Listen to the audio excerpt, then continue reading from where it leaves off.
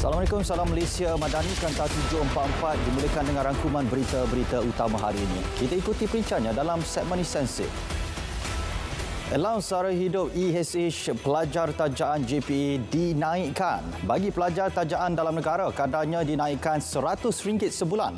Manakala EHH untuk pelajar tajaan di luar negara, kadarnya dinaikkan 15% mulai 7 November tahun lalu. Ia bagaimanapun tidak melibatkan pelajar ijazah pertama di United Kingdom. Keputusan Perdana Menteri untuk teruskan tajaan beasiswa dalam bidang perubatan, pergigian dan farmasi disambut baik. Menurut Menteri Kesihatan, pengumuman awal JPA untuk hentikan tajaan beasiswa dalam bidang berkenaan merupakan dasar lalu. Ia dibuat berpandu dapatan kajian bekalan dan keperluan sumber manusia bagi kesihatan yang dilaksana KKM pada 2016 hingga 2030.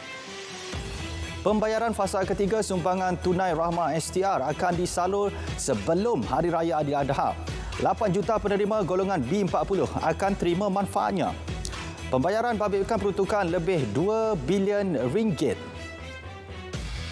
Dan setakat bulan lalu, 41% daripada keseluruhan belanjawan 2023 telah dibelanjakan.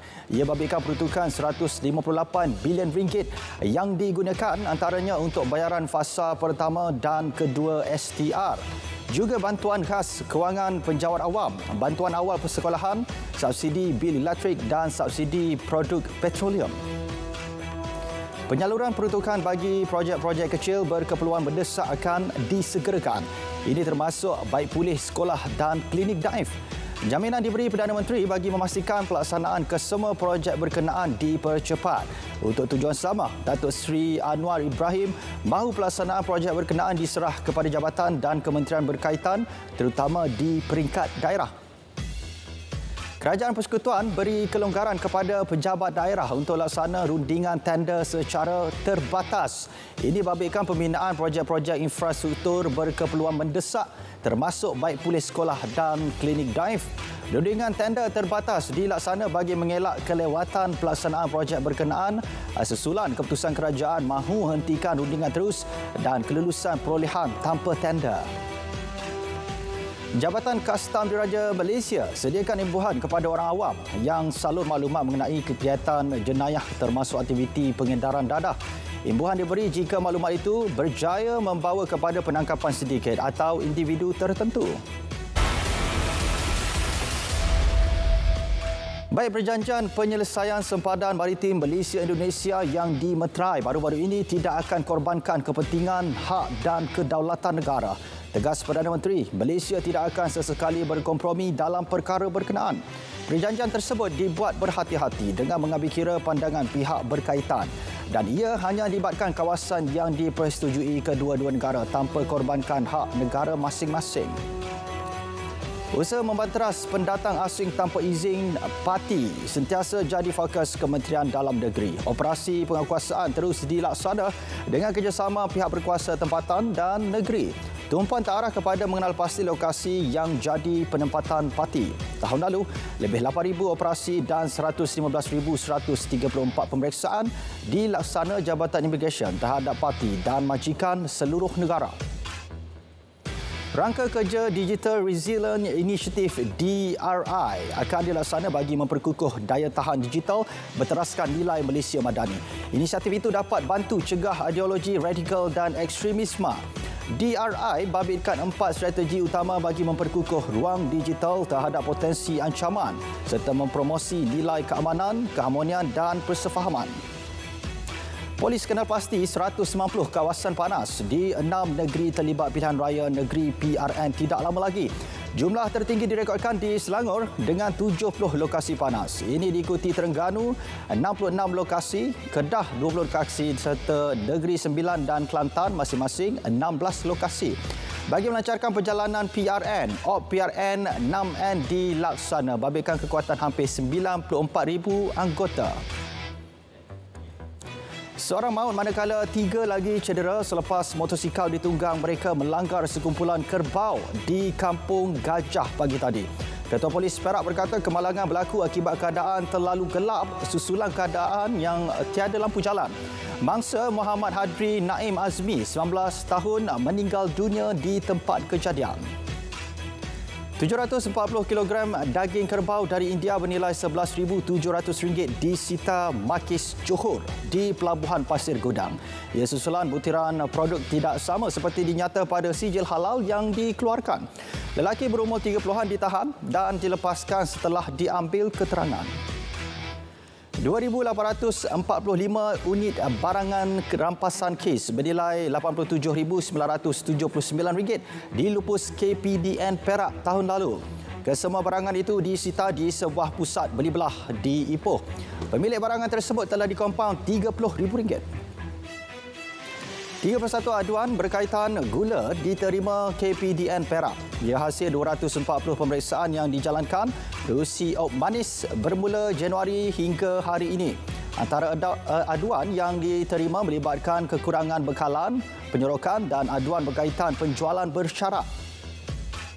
Operasi kedua pembenihan awan di empangan Teluk Bahang dan empangan air hitam Pulau Pinang dilaksana semalam. Ia susulan paras air di kedua-dua empangan itu kurang mencukupi. Berdasarkan laporan terkini, kapasiti empangan air hitam pada paras 44.68%, manakala empangan Teluk Bahang 44.4%. Kapasiti empangan harus berada pada paras 50% ke atas untuk dikategorikan sebagai mencukupi. Tahun Melawat Malaysia akan ditunda ke tahun 2026.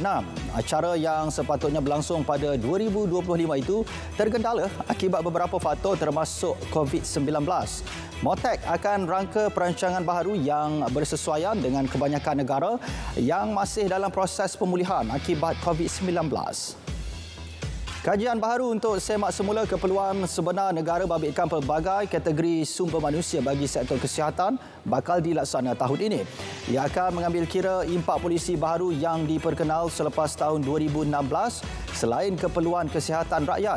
Dapatan kajian akan diguna untuk penyediaan pelan implementasi bagi strategi-strategi dalam Kertas Putih Kesihatan. Baik, sambutan Hari Puisi Malaysia kali ketiga di Auditorium Tun Sri Lanang JKKN Air Keroh malam ini dijangka dihadiri lebih 200 pemuisi tanah air. Terus bersama Nur Syafina Sari. Syafina, silakan.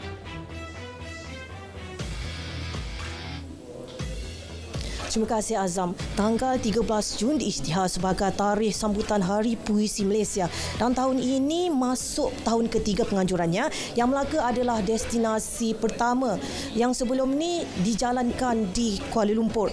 Tema sambutan tahun ini adalah Puisi Insani, melestarikan Malaysia Madani. Untuk pengetahuan umum, sempena sambutan Hari Puisi ini juga Persatuan Pemuisi Nasional Malaysia, Pemuisi bersama Dewan Bahasa dan Pustaka DBP telah menganjurkan pertandingan menulis puisi dan juga video membaca puisi di media sosial termasuk Facebook Pemuisi pada 1 hingga 10 Jun lalu, dan sambutan diterima sangat menggalakkan apabila menerima lebih 200 peserta.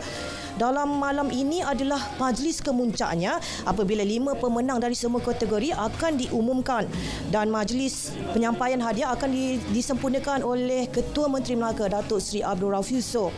Sedikit perkongsian pada majlis sambutan Hari Puisi yang disambut secara besar-besaran malam ini. Dijangka dihadiri lebih 200 pemuisi dan sastrawan tanah air. Difahamkan juga pelbagai persembahan menarik seperti deklamasi puisi, syair, gurindam, dondang sayang dan lain-lain akan dipersembahkan 20 peserta termasuk 2 sastrawan negara iaitu SN Datuk Dr. Zurina Hassan dan Datuk Rahman Syahari. Selain itu, Siso Kopratasa, Roslan Madun, Adi Wangsa Sukma dan Maslinah Yusof juga akan turut memeriahkan program ini. Majlis ini akan berlangsung sebentar sahaja lagi pada jam 8 malam. Jadi saya kira setakat ini saja laporan dari Melaka. Kembali ke Angkasa Puri, silakan. Baik, terima kasih Syafina langsung dari Air Keroh. Kita ke perkembangan seterusnya. 2,752 pemilik rumah termasuk kategori B40 dan miskin tegar akan nikmati kemudahan tenaga solar. Ia babitkan kawasan Sungai Kecil, Nibong Tebal, seberang Perai Selatan. Inisiatif itu merupakan program CSR syarikat Green Vero Solution Sdn Bhd. 2 loji hidrogen mega di Bintulu dijangka beroperasi pada 2027. Premier Sarawak berkata kedua-dua projek kini sudah selesai pada peringkat kajian keboleh laksanaan. Keputusan pelaburan terakhir bagi loji Hibiscus Train akan dibutabat pada suku pertama tahun depan, manakala loji Hornbill pula pada suku kedua 2025. Model senario dipacu pelepasan EDS mampu jana pendapatan sehingga 12.1 bilion ringgit menjelang 2030. Perdana Menteri berkata unjuran itu dibuat berikutan kelebihan negara yang memiliki sumber tenaga boleh baharu. Juga kedudukan negara yang strategik bagi pasaran hidrogen antarabangsa. Bagi merealisasi hasrat itu, kerajaan telah tambah peruntukan bagi kerja penyelidikan melibatkan saintis kerajaan dengan pihak swasta. Laporan statistik gaji dan upah dijangka akan mula diterbitkan setiap suku tahun mulai bulan depan. Ketika ini penerbitannya dibuat secara tahunan. Menteri Ekonomi berkata, inisiatif itu sebahagian langkah untuk bawa perhatian masyarakat terhadap isu jurang gaji. Juga jadi penanda aras dalam kerja pasaran terbuka selain membantu mekanisme pasaran jadi lebih berdaya saing.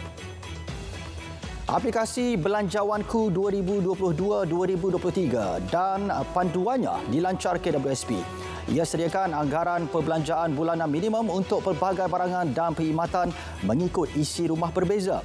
Inisiatif dengan kerjasama Pusat Penyelidikan Kesejahteraan Sosial Universiti Malaya itu juga mampu menyusun atur tanggungan hutang dan merancang kewangan rakyat.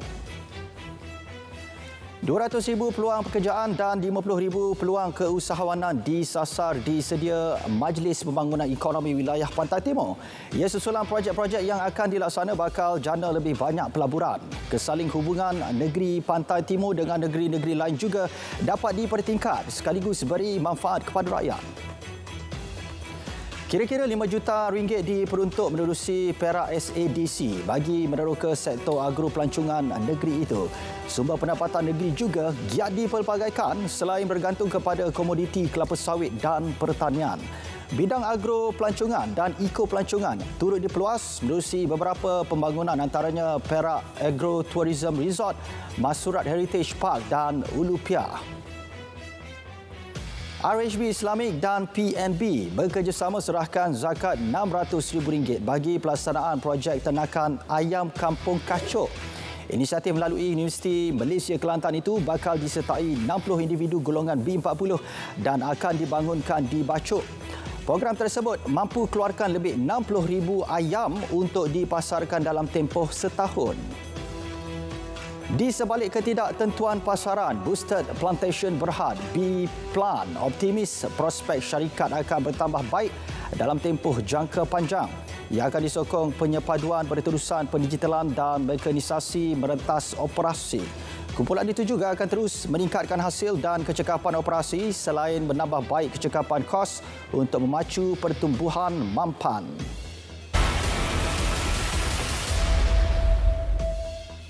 Baik, sekurang-kurangnya 3 terbunuh dan 25 cedera dalam serangan peluru berpandu semalaman Rusia ke atas Kryvyi. Turut musnah sebuah kediaman 5 tingkat. Beberapa orang masih terperangkap dalam bangunan itu. Ini pula Pakistan laksana persediaan hadapi taufan Biparjoy yang dijangka melanda perairan selatan negara itu Khamis ini. Pengeluaran permit menangkap ikan dan operasi bot telah dihentikan. Hutan bakau yang rosak berhampiran pantai di Karachi dijangka meningkatkan kesan taufan itu. PBB keluar amaran bahaya kecerdasan buatan AI. Setiausaha Agungnya bentangkan laporan cadangan tangani AI dan umumkan rancangan wujudkan Badan Penasihat Peringkat Tertinggi. Perdana Menteri Romania Nicolae Ciuca letak jawatan. Ini membolehkan pemerintahan diambil alih kerajaan baharu hujung minggu ini. Peralihan pentadbiran sepatutnya berlaku pada 25 Mei lalu tetapi mogok guru melengahkan proses itu. Jasad mangsa Perang Saudara Sepanyol sedang digali dari kubur besar Sierra di Guadarrama. Kerja-kerja mengeluarkan 128 jasad mangsa yang terbunuh semasa perang antara 1936 hingga 1939 bermula pada Isnin selepas mahkamah benar penggalian atas permintaan keluarga. Kira-kira 35,000 jasad kedua-dua pihak yang berperang iaitu Franquistas dan Republikan dikebumikan di lokasi itu. Kematian ahli politik veteran Itali dan bekas Perdana Menteri Silvio Berlusconi mungkin beri cabaran kepada kerajaan campuran negara itu. Timbalan Perdana Menteri Matteo Salvini berkata, lebih banyak perselisihan dilihat berlaku dalam kabinet Perdana Menteri Giorgia Meloni. Ini kerana Berlusconi dilihat sebagai moderator dan pendamai gabungan sayap kanan Rom. Presiden Palestin Mahmud Abbas tiba di Beijing untuk lawatan 4 hari ke Republik itu. Beliau dijadual bertemu rakan sejawatannya Xi Jinping dan Perdana Menteri Li Qiang. Mereka dijangka bertukar pendapat mengenai perkembangan terkini Palestin serta isu serantau.